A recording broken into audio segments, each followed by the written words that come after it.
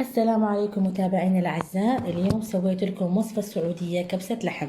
المكونات الأساسية عندنا لحم غنم، وعندنا طماطم مفرومة عدد 2، مع ثوم، بصل عدد 2، وحدة قطعتها قطع كبيرة ووحدة فرمتها، وعندنا البهارات الصحيحة والبهارات المفرومة موجودة على الشاشة. هسه راح نبدي نسوي الكبسة. أول شي راح نخلي اللحم على النار. لازم نخلي بداية اللحم على النار حتى ينحمس.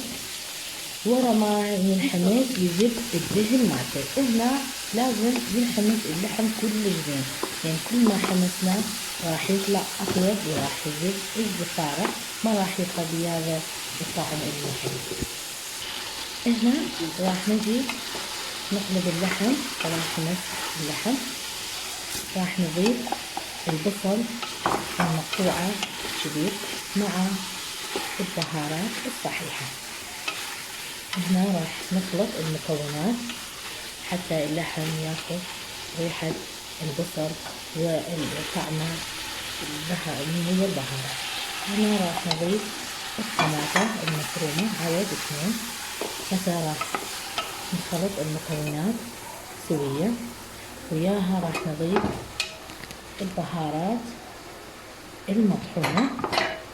هنا راح نخلط المكونات كلش زين مع بعض حتى ياخذ طعم، كل واحد ياخذ طعمه. راح نجي ونضيف الثوم. اكو بالبداية يخلون الثوم، انا قلت له حتى اللحم ياخذ كل ريحة مع بعض.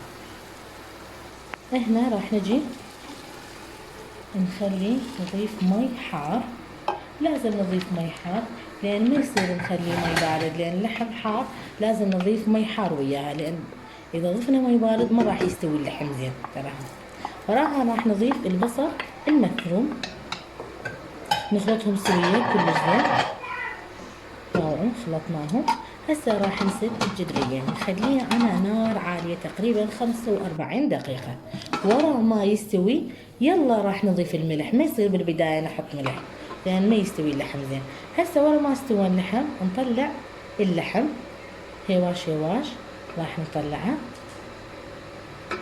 نخليه على صفحة اللحم، ونجيب مصفاية لازم نصفي بيه المي، لأن هاي المي مالت اللحم كلش طيب راح نسويه بيه التمن. هسه باوعوا طلعنا اللحم. هسه راح نطلعها كلها. ورا ما طلعناها ما باوعوا اللحم ما شاء الله مستوي كلش زين. هسه راح نصفي المي في المصفاية، لازم نخلي بيها ان شاء الله نسوي بيها التمن، راح يصير كلش طيب. هسه الخطوة الأخيرة عندنا نخلي اللحم تحت، وراها نضيف فوقها التمن. طبعا التمن لازم يكون مغسول ومنقوع تقريبا 10 دقائق إلى ربع ساعة. وراها راح نضيف ماي اللحم. هنا ضفنا التمن. هسه راح نضيف الماي إن شاء الله ونسد الجدرية لحد ما يستوي. طبعا ملاحظة نخليه بالبداية على نار عالية تقريبا 5 إلى 10 دقائق لحد ما شوية طبعا يمتص الماء. وراها راح ننص النار لحد ما يستوي التمن. باعوا هنا راح نقلبه.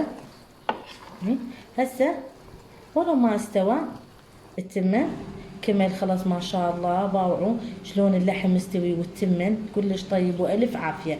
لا تنسون ان شاء الله تشتركون بالقناه وتسووا له سبسكرايب وتحطون لايك، والف عافيه. مع السلامه.